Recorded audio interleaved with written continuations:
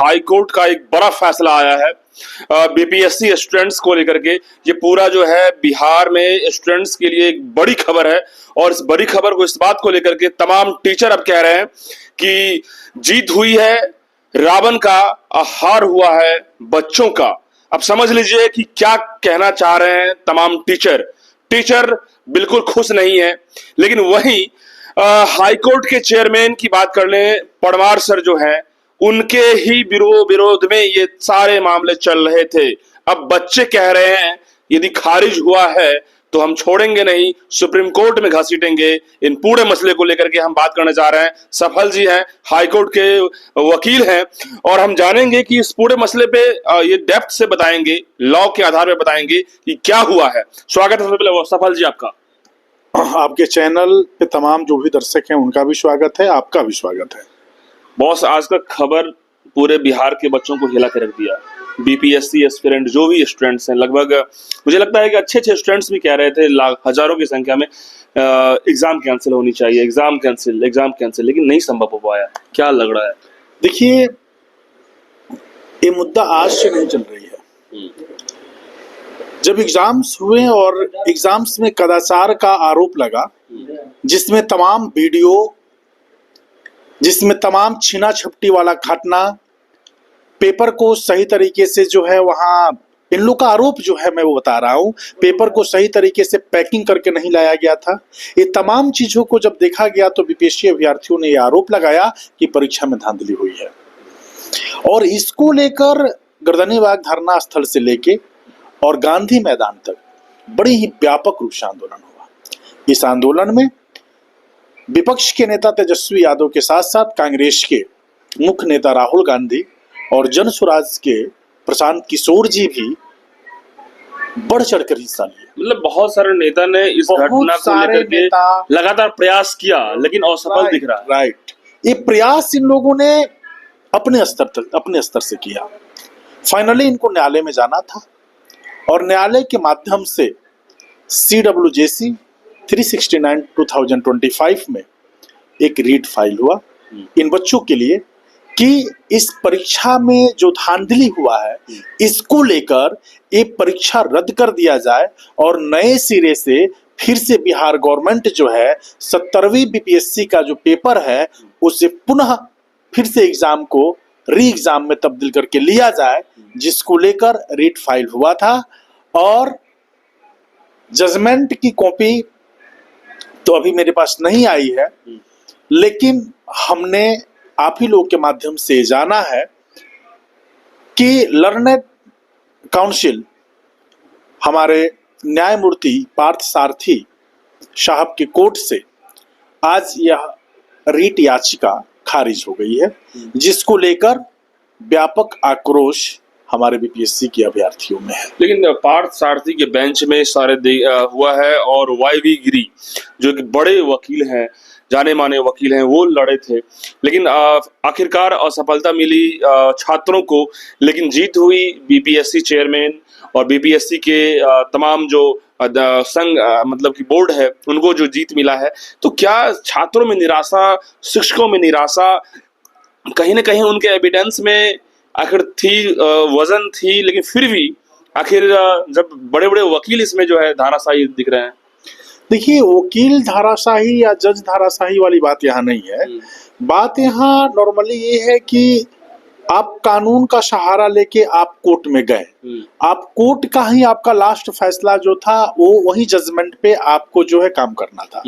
अब कोई भी केस या फाइल जब होती है हाई कोर्ट में, कोई भी रीट जब फाइल होती है तो दो ही चीज होता है, या तो उस याचिका को अगर वो सर्वविदित है कि हाँ ये लॉ के अनुसार इसमें कहीं किसी प्रकार का हस्तक्षेप नहीं है और उसकी जो भी विटनेस एविडेंस कलेक्ट करके हमारे वकील जो है उसमें प्रस्तुत करते हैं, अगर कोर्ट को ये लगता है कि हाँ ये मान्य योग्य है तो उस पे कोर्ट जो है आगे कंसीडर करती है। लेकिन अगर कोर्ट को ये लगता है कि नहीं, ये जो भी तथ्य आप हमें दिए हैं, जो भी विटनेस, जो भी एविडेंस कलेक्ट करके आपने दिया है ये विचारणीय नहीं है, तो उसको कोर्ट खारिज करती है। तो अब रही बात कि आपकी क्वेश्चन ही है कि इसमें बड़े वकील, तो हमारे लर्नेड फ्रेंड कह सकते हैं, हमारे सीनियर कह सकते हैं, YV गिरी साहब इसमें बच्चों का प्रतिनिधित्व कर रहे थे as a advocate, as a lawyer के रूप में। तो उन्होंने अपना हर चीज, हर पहलू पे अपना जो भी है एविडेंस कलेक्ट किए होंगे और उस सभी साक्ष्यों के साथ कोर्ट में वो अपनी जो है बात रखे होंगे। लेकिन कोर्ट को कन्विंस करने में ये प्रॉब्लम हुआ होगा कि कोर्ट जो है इनके तथ्यों को, इनके साक्ष्यों को वो जो है कंसीडर नहीं कर पाई, जिसके कारण रीट को खारिज किया है। तो अब जो है बेंच और बार का जो एक संबंध होता है, हम एक एडवोकेट हैं, हम अपनी तथ्यों को और अपने साक्ष्यों के अनुसार ही हम जो है अपने न्यायमूर्ति को मोटिवेट करते हैं, उनको प्रेयर करते हैं कि हमारे पास ये चीजें हैं। बिल्कुल। लेकिन सफल जी, लेकिन टीचर और बच्चे यदि खुश नहीं है इस फैसले से, उन्हें लगता है कि फॉल्ट अभी भी है, तो अब क्या कर सकते हैं वो? देखिए, वो तो उनके लिए दरवाजा खुला हुआ है। आप कभी भी किसी चीज को, अगर आप लोअर कोर्ट से आते हैं तो आपके पास पावर होता है कि आप उसके अपेक्स कोर्ट में जाके अपनी सुनवाई करा सकते हैं। अब अगर बच्चों को यहाँ से निराश हुआ है तो वो सुप्रीम कोर्ट के दरवाजा खटखटाएंगे और सुप्रीम कोर्ट में जाकर अपने फैसले को जो है, अपने तथ्यों को, साक्ष्यों को वहां पे प्रस्तुत करेंगे। अगर सुप्रीम कोर्ट को लग जाएगी कि नहीं, उनके साथ अन्याय हुआ है और उन्हें न्याय मिलना चाहिए, तो सुप्रीम कोर्ट अपने फैसले के लिए सुरक्षित बिल्कुल, ये तो बात क्लियर है। लेकिन बट ये जो एग्जाम की बातें आती है, ये बच्चों के भविष्य की बात आती है, तो क्या सुप्रीम कोर्ट के अंदर में जब मामला जाएगा वहां भी समय लगता है जजमेंट का, तो लेकिन बच्चों के साथ जो सिचुएशन है, यदि ये यार क्या एक इस पे स्पीड ट्रायल कोर्ट या बहुत सारे ऐसे क्विक एक्शन सुप्रीम कोर्ट के द्वारा संज्ञान, या इस पर में जो होता है कि कम समय में सुप्रीम कोर्ट की तरफ से भी फैसला, तो ये क्या? देखिए, अभी तक जो मैंने केस को देखा है, इसमें सामने आया है कि रीट की सुनवाई हाई कोर्ट में इतनी जल्दी नहीं होती है। अच्छा। उसके बाद भी इस रीट में बहुत जल्दी सुनवाई हुआ और इसमें फैसला आया, चाहे वो पॉजिटिव आया या निगेटिव आया।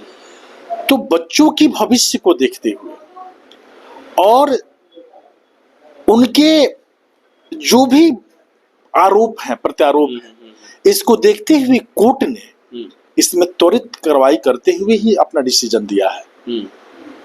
अब सुप्रीम कोर्ट भी इस चीजों को मानेगा कि बच्चों की भविष्य है और बच्चों का मेंटली एक परेशानी है, एक मेंटली टॉर्चर होते हैं बच्चे। इससे उनकी जो प्रिपरेशन होती है उसमें उनको कहीं ना कहीं से अवरोध आता है। वो मानसिक रूप से अपने आप को सेटल नहीं कर पाते हैं कि अपनी पढ़ाई पे पूरी फोकस करें। बिल्कुल, वो डरे हुए रहते हैं, सहमे हुए हैं, कई परेशान हैं। अच्छे अच्छे टैलेंटेड जो तैयारी में हैं, उन्हें भी लगता है डर की, ट्रांसपेरेंसी नाम की कोई चीज नहीं है, तो हमें क्या होगा। तो उसमें तो वही मैं यही बात बोल रहा हूँ कि बच्चों के अंदर तो भाई एक ऐसा माहौल क्रिएट हो चुका है कि वो तो डर का माहौल में जी रहे हैं। और हमारे बिहार में हमारे मध्यम वर्ग परिवार के बच्चे जो होते हैं वो अक्सर सरकारी नौकरी की ही तलाश में होते हैं।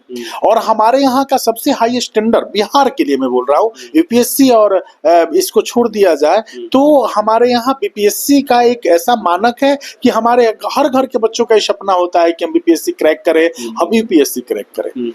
तो वो अपनी पढ़ाई की फोकस जो है उसमें तो उनको 10% भी मन नहीं लगता होगा, क्योंकि एक तरफ उन्हें ये दिखता है कि कदाचार हो रही है और इस कदाचार में हम अपने आप को सक्सेस कैसे कर पाएंगे।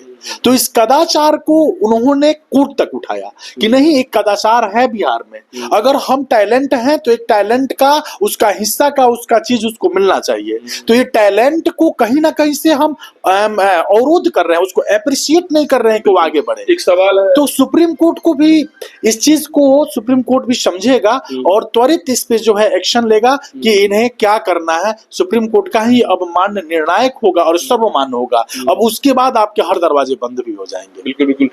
ये एक सबसे इम्पोर्टेंट बात अब ये है कि बच्चे लोगों का जो अब है सुप्रीम कोर्ट में लड़ाई होगी, लेकिन सुप्रीम कोर्ट में लड़ाई क्या, आपको क्या लग रहा है जिस तरीके से रीट का यहाँ पे जो खारिज होने की बात हुई, सुप्रीम कोर्ट अब क्या कर सकती है? देखिए, न्यायालय के विषय में और वस्तु स्थिति के बारे में हम और आप नहीं कुछ बोल सकते हैं। फिर भी लॉ क्या कह रहा है यहाँ पे? लॉ जो कह रहा है वही कह रहा है कि हम अपने से एपेक्स कोर्ट में जाएंगे। इसके अनुसार अब फैसला क्या होगा ये हमारा सर्वमान्य, सर्वोपरि हमारा सुप्रीम कोर्ट है। क्या वो लू एंड डिसीजन फॉल्स की करेगा। जब बात आती है इसमें, इस मामले में लू एंड फॉल्स की बात है, तो सुप्रीम कोर्ट के संज्ञान में ये कितना हद तक रहेगा? देखिए, ये तो सुप्रीम कोर्ट हर चीजों पे जरूर अपना कहीं ना कहीं से नजर बना के रखता है, और हम आशा यही करेंगे कि हमारे माननीय उच्च न्यायालय में अगर हमारे बच्चों को जो है नहीं मिला न्याय, तो सुप्रीम कोर्ट जरूर उन्हें न्याय दे, और किसी न किसी कारणवश से हम चूक किए होंगे, हम न्यायालय को समक्ष जो है अपने तथ्यों और अपने साक्ष्यों को सही ढंग से नहीं समझा पाए होंगे, जिसके कारण बच्चों के फेवर में वो चीज नहीं हुआ है। लेकिन हम ऊपर वाले से भी ये विनती करेंगे, वायवी गिरी जिस तरह से बहस करते हैं, क्या कहीं चूक भी हो सकती है? मैं बोल तो रहा हूँ, एक एडवोकेट पूरे जीवन सीखता है, पूरे जीवन एक एडवोकेट को सीखना है। अब कहाँ कौन सी चीजें वो जो है नहीं समझा पाया या फिर उनको नहीं बता पाए हमारे लर्नर काउंसिल, तो ये तो अब उनका अपना व्यक्तिगत चीज है। बट हम यही कहेंगे और आशा भी करेंगे कि शायद सुप्रीम कोर्ट हमारे बच्चों की तकलीफों को सुने और उन्हें न्याय दिलाने की कृपा करे। बिल्कुल बिल्कुल। देखिए, सफल दीक्षित हैं, कह रहे हैं कि सुप्रीम कोर्ट से उम्मीद तो जरूर है, और यदि वायवी गिरी इस केस को लड़ रहे थे बच्चों के साथ, बच्चों के भविष्य के लिए, तो हो सकता है वकील ही है और पूरे जीवन सीखने की चीज होती है, वकालत करने की चीज होती है। तो यदि कोई मिस्टेक्स होता है, यदि कोई गलती होती है, तो अब सुप्रीम कोर्ट जो है इस चीजों को करेक्ट कर देगा, क्लियर कर देगा, और सुप्रीम कोर्ट से ही उम्मीद है।